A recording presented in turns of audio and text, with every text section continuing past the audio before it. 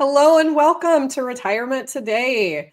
My name is Jenna Cairns, owner and financial advisor at Beacon Wealth Advisory, and we're here to help get you to and through retirement with financial peace. If you'd like to listen to this podcast again or any of our past ones, you can find and follow us on Apple Podcasts, Spotify, Amazon Music. We also even have a YouTube channel now. So you can type in Beacon Wealth Advisory in the search engine and subscribe to our YouTube channel and be notified every time we have a new video. Before we get started, I want to bring on my co-host, Jaclyn Gladhill. I know many of you, if you've been watching the show, are used to having her with us. And today we're going to talk about money as a form of self-love, how that connection comes into play. So Jaclyn, great to have you on the show.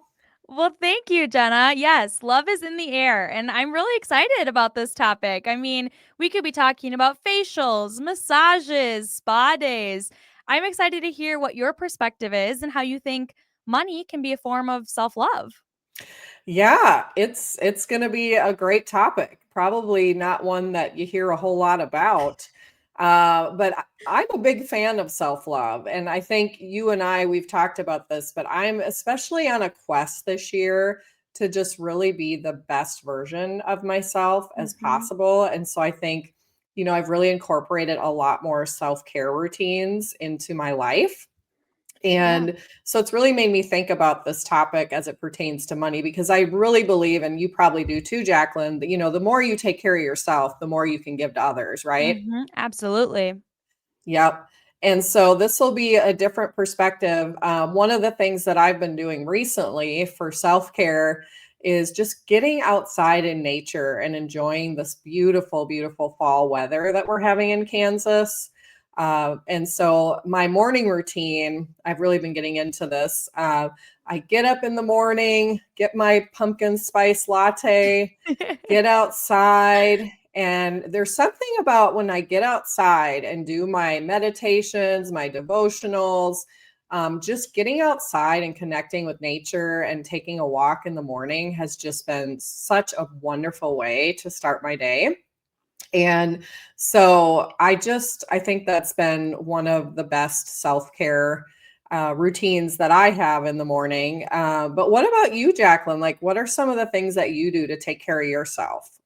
Well, I also love spending time outside, and Nice. I do have a little surprise to share with you about this past Ooh, weekend. Um, okay. I got engaged. Oh my gosh, congratulations. Oh my So, goodness. Whoa, yes. tell us the story. How did this happen? Were you outside or what? Yes, so we were at the apple orchard, and yes, and he, got I mean, Jenna, it was a dream. He got a photographer to hide in the bushes. He got all of Oh, our friends and family in on it, and, he brought me home afterwards and had a surprise engagement party, so it was amazing. oh my gosh, I just got the chills. That is just, I mean, he went all out. That is Yes, wonderful. Oh my yes. gosh. And you I mean, waited look to the at the big show. rock. That is so, now put it a little closer so we can see. That is beautiful. Oh my Thank gosh. you. Congratulations. You Thank had a you. little glow about you this morning when we got on, and I was wondering, like, she must have had a great weekend.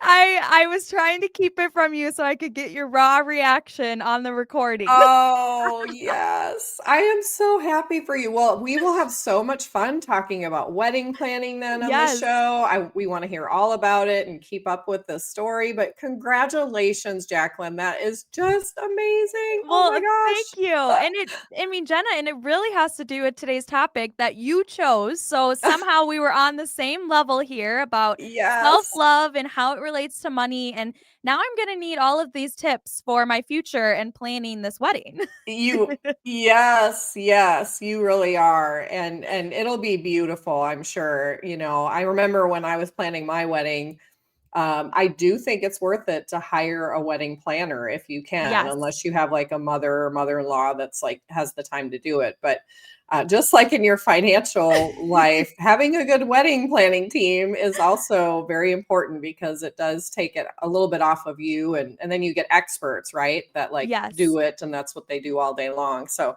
oh Yes. my gosh.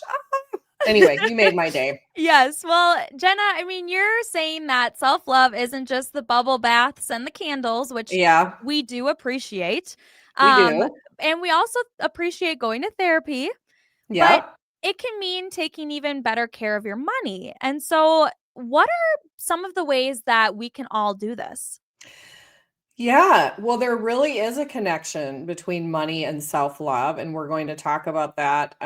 And so I think redefining self-love, it like you said, it's not just about like going to get a massage or getting the latest and greatest skincare, although that's Mhm. very fun. Yes. Uh, in the financial world, like just checking your bank account, even when you don't want to, is a form of Mhm. self-love.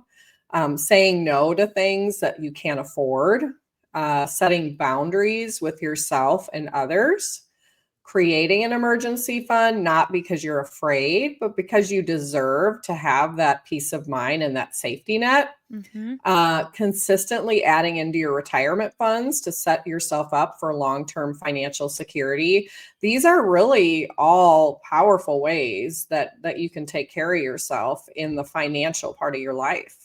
Yeah, absolutely. And Jenna, I love that you mentioned, having the fund and the long term security because to me, I'm going to put this out there. It's a little bit of girl math, right? So if you consistently put in money and you don't really see it in your bank account, then it's just there, right? It's kind of like Yeah. free money. And so I love that idea. And what else is there? Yeah, well, I think that I used to treat finances like they weren't really even part of me in my college days. In my college days, I was more focused on getting good grades, going to parties, and just having a lot of fun in life, right? Mm-hmm. Yeah. So money wasn't like the first thing on my mind. So I think sometimes in different seasons of your life, it's easy to just like avoid thinking about money, either because Mm-hmm. you're busy or it's overwhelming.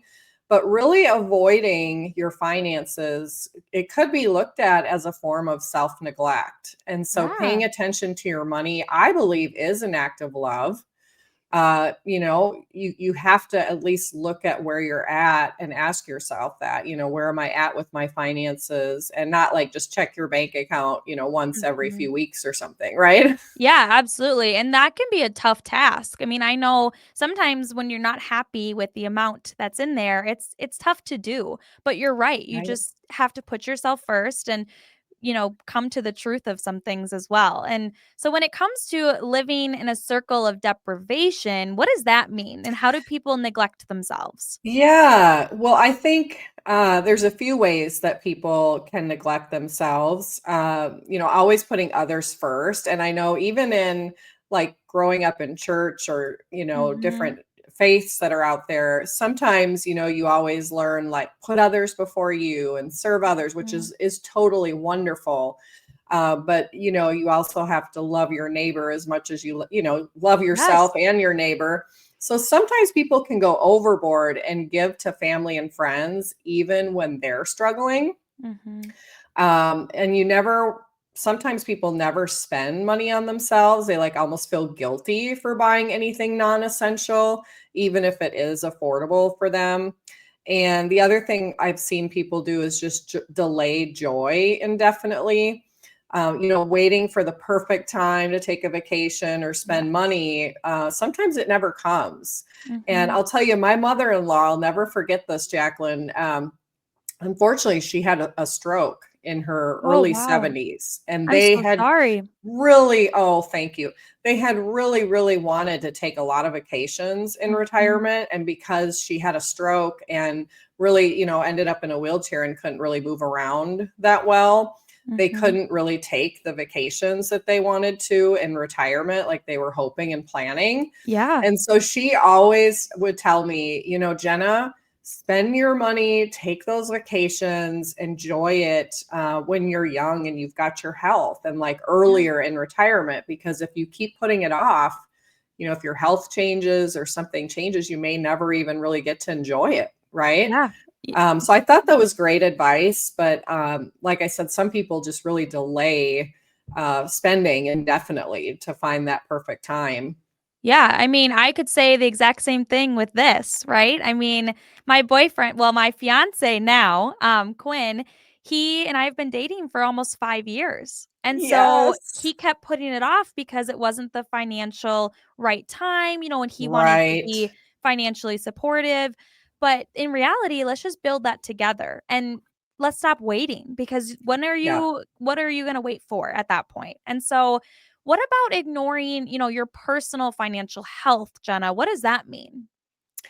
Yeah, well, ignoring your personal finances can definitely put you in a bind. Here are some of the biggest things that we see people avoid. One of the biggest things is just not budgeting. And I say this before, have Mhm. said this before, but you have to know what's going in and what's going out. Avoiding a budget can lead to money disappearing with Mhm. kind of no idea where it goes. Living paycheck to paycheck, not building savings or financial buffers, avoiding financial planning, not preparing for retirement emergencies or long term financial goals, Mhm. ignoring bills or debt, not paying taxes or filing tax extensions while incurring penalties.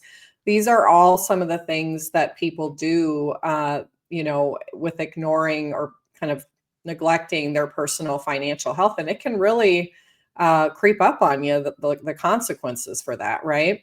For sure. And just keeping that habit. And those are great examples of how to keep good financial hygiene, really. Hmm. And Jenna, what about having people underinvesting in their future? What could that lead to? Yeah. Well, it's so important to not just think about today, but really think about your long-term future Mhm. as it pertains to money. And here are some of the things that people sometimes avoid as it pertains to their long-term financial needs, like not learning about money. And wouldn't you agree with this, Jaclyn, that in our society, we just don't hear a lot of talk about money. Like people Yes. sometimes feel almost uncomfortable communicating Mhm. about money, don't you think? Absolutely. Because sometimes even the word money can trigger people Mhm. to get into a fear mode, shame, or just feeling overwhelmed. Yeah. I think avoiding investments, like just staying in like really low yield investments like money markets or CDs, and not taking any risk can sometimes lead to a lot less saved in retirement. This is a big one, and I could go on and on about this one, but not negotiating salaries or raises, settling for less than your worth. Mhm. And I will share with you, I have just one of my best friends actually is just, I mean, a girl boss, like just a huge executive at a major company. And she's been there for years, right? And, she's doing very, very well. But Mhm. she shared with me that recently they hired a man in a very similar role as her, Mhm. really to where you would think, that maybe even she would be making more based on experience and things like that. And it kind of got out there because people aren't supposed to talk about their salaries, but Yes. sometimes it does get out there. Yep. And she ended up finding out that she was making like $30,000 less than he was, Oh, even that's though she huge. had been at the company for so long, had more experience. And I said, Wow. please go and ask for that raise, like at your next one-on-one or performance review, whatever. Yes. You deserve like the because she works so hard. I know she does. She's Mhm. got like a great work ethic and adds just a ton of value to the company. And so she did. She went on that next performance review, asked for a raise at just as much as him, and Mhm. she got it. But I Wow. think the point of that story is, especially women, I'm just going to throw it out there, Mhm. sometimes feel uncomfortable asking for a salary increase, Mhm. just because think sometimes people, if they grow up in families where maybe there was like a scarcity mindset, like, oh, there's never enough, right? Mhm. Sometimes you may feel like with a salary, even like, oh, there's probably not enough to pay me this much, or, Mhm. I don't know if I should ask for this. I don't want them to think I'm greedy. But I think women in particular need to be more bold about asking for salary Yeah. increases because we still have a very big disparity in the workforce Yeah. with those numbers. I mean, in other words, again, not negotiating salary or raises is a big thing that I see people needing to step up with, right? Yeah, absolutely. I mean, you're you're helping me be there too. I mean, this is a conversation that you should be having for with everybody because you're right, even if male or females, it's worth it. You need to be happy Yeah. in your role, and sometimes, and I don't want to say this, but sometimes money can make it so you're not as happy. And Yeah. that's not how you should look at it at all, and I'm not saying that's correct, but that can happen. And so it's Yeah. a good reminder for sure. Yeah. Thank you. Yeah, I think it's again like, people don't want to talk about salaries and things out of fear, Mhm. but I think that we need to make sure if we're adding a ton of value, we should be paid the same amount as someone else, no matter what Yeah. the gender is, right? Yeah, and all of these, I mean, long-term financial planning and these long-term reminders is very healthy, to just start one day and keep going. So, Jenna, Yeah. what is next? What more do you have for us? Well, I think, people have such a great opportunity to get more financial literacy by, participating in online conferences, listening to podcasts like our Retirement Today Mhm, podcast. We had talked about in a past show, like going to the financial peace universities, things like that mhm, with Dave Ramsey. Um, but like we talked about, people a lot of times just don't feel comfortable communicating about money. mhm. And there can be a lot of guilt or shame sometimes Okay. associated with money. Mhm. Did you realize that? I I haven't, but that definitely explains maybe some conversations that I've had for sure. Yes, yes. And one thing that's interesting, Jaclyn, and I just think about this sometimes is I don't know, how you grew up, but I really do believe the way that we think about money does come from how we were raised because, Mhm, when you think about when you're born into this world as a baby or mhm, a child, you just come into the world like able to set boundaries, knowing your worth, believing the best in people, no matter mhm. their economic situation.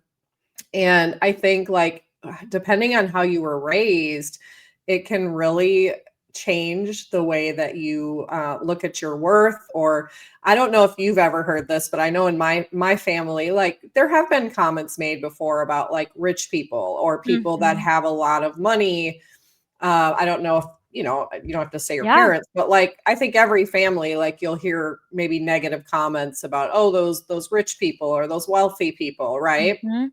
Well, and you also, I mean, the another part of this conversation is how people spend their money so differently, and you Right. think that they have all this money, but they're just spending it completely different than, showing it or whatever Yeah. it is. So, Yeah, that's a whole nother thing. Like some people like try to act like they have more money than they actually do, right? yes, yes. But when you think about it, there are some people that have a lot of financial abundance that are very generous and Mhm. people that have very good values and people that are very spiritually elevated. I don't think that you can say like, oh, rich people are just selfish or, they're not Yes. moral or whatever. But I do think sometimes there's that stigma out there that Mhm. almost people feel sometimes like, well, I wouldn't want to be, wealthy or I wouldn't want to be super financial blessed because then I would be a bad person, you know? Yes. Yes. And so I don't think that's the case. Like some of the most generous people I know are people that are just extraordinarily financially blessed and they're like even giving things to schools or spiritual uh uh you know events Yes. or charities or and it's just not the case. Not every Yeah. person that has done well is ultra selfish, right? For sure. And Jenna, if we want to get started with more self love in this financial area of our life, what should we be asking ourselves? Yeah, well, first, I think we need to get over the guilt and shame. So, Hmm. sometimes we feel undeserving of money, subconsciously sabotaging wealth or refusing abundance, equating spending money with weakness, believing you have to tough it out rather than spend for relief or support, feeling guilty or having for having more money than others in life. And Hmm. then, like I said, using deprivation as punishment, like treating financial suffering as deserved or moral. Many people do battle shame and guilt on a daily basis. So, this will sometimes show up in the ways that they deal with money. Hmm. And so, I do think you have to be kind to yourself and, get through the process, have a plan, have a great financial advisor, right? Yeah, absolutely. Having someone in that back corner in your back pocket. Yep. But to answer your question about how we can get started, excuse me, with more self love in this financial area of life, um, I think this would be your muse moment for the week. Ask yourself these questions. What's one small money act that you can do today that says, I love and protect you? Excuse me. Maybe it's making a payment. Maybe it's adding into your retirement account on a consistent basis. Maybe it's creating a budget. Maybe it's just saying, I'm allowed to be financially blessed and still be a good person. Hmm. That's self love too, right? Yeah, absolutely. And we just touched on that briefly too, but reading your Bible and realizing and being Yes. thankful for what God has given you and that will give you a lot of happiness. And so Yes. that's self-love too. And I see what you mean by this now. So what else is there? Yeah. Well, I'm so glad you brought up the gratefulness because I really feel like when you're in a place of being grateful, it almost opens up more Mhm. space for Mhm. the energy of money. Like I said, if you're in that scarcity or it's never enough kind of mindset, it almost subconsciously blocks it. But if you're very grateful for what you have, I really do believe it can attract more. And it flows from a place of self worth and it just kind of expands. Yeah. And so you are allowed to feel safe. You are allowed to have more. You are allowed to rest and rise Mhm. and sending love and financial blessings your way.